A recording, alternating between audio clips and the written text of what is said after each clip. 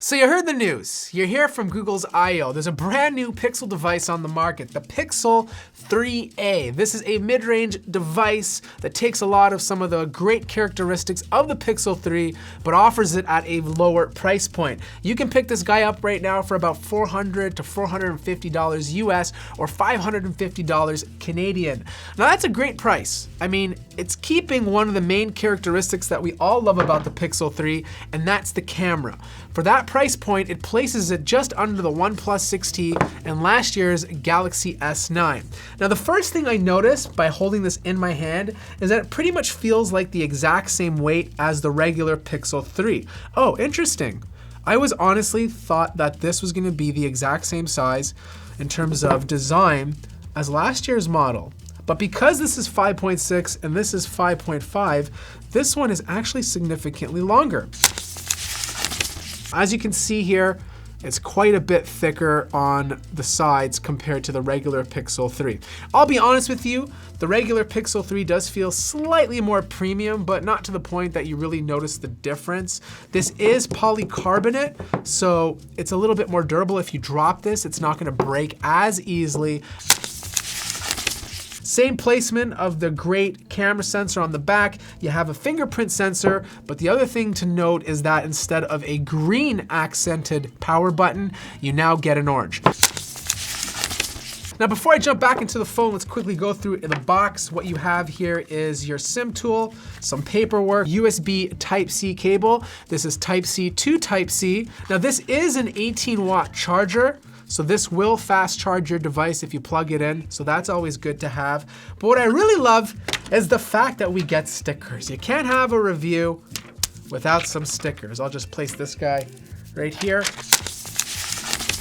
So I got both devices booted up, and the first thing I noticed is the display quality. These are very equal in terms of pixel density. In fact, they're both OLED displays. The one thing that I do notice though is that the display on the new Pixel 3a has more of a warmer tone, whereas on the Pixel 3, it looks a little bit cooler. This new Pixel 3 is still supposed to have dual speakers, but let's find out how it compares to the regular Pixel 3. Swishes rolling to that table wobble. I roll around with women who be off the full bottle. And if you want it, I can give it, but I got too many problems. I smoke too many swishes rolling to that table wobble. I roll around with women who be off the full bottle. So this is really interesting. The Pixel 3a sounds better than the original Pixel. It's funny because on the original Pixel, you're getting two front-firing speakers, which theoretically should sound better. But the earpiece and the bottom speaker produce more vibrant sound. Now this is not a speaker, this is just another speaker grill to help provide symmetry on the device. Now since we're on the topic of device, I just want to give a quick talk about the bezels on the Pixel 3a. The bezels were already pretty big on the XL and the 3, and they've actually increased the size of the bezels on the 3a. The other thing to note that there is no wireless charging. If you want wireless charging, you have to go with the Pixel 3 because the Pixel 3a just doesn't support it. The other thing I want to talk about is the front-facing camera. You get two of them with the Pixel 3, so you get that super wide selfie mode, whereas on the regular Pixel 3a, you just get one sensor. This is what it looks like in terms of quality. But the main reason to buy the 3a for its price point is the camera. We love this camera. It's one of the most popular cameras that we recommend in a lot of our tech reviews.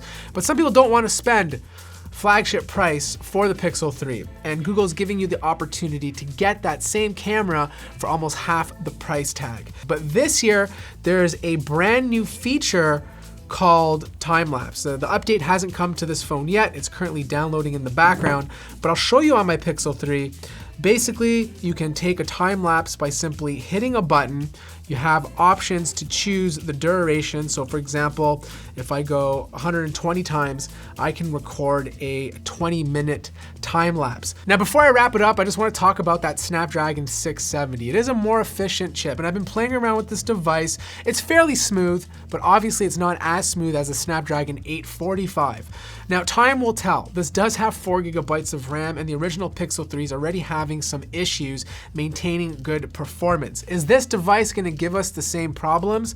But for some of you out there, the camera alone might make this device worth it enough. Now stay tuned for my review. I've already had this device for about a week. It'll be out tomorrow or the next day. Let me know your thoughts in the comments below. Like the video if you liked it, subscribe if you haven't already, and I'll see you guys in the next video.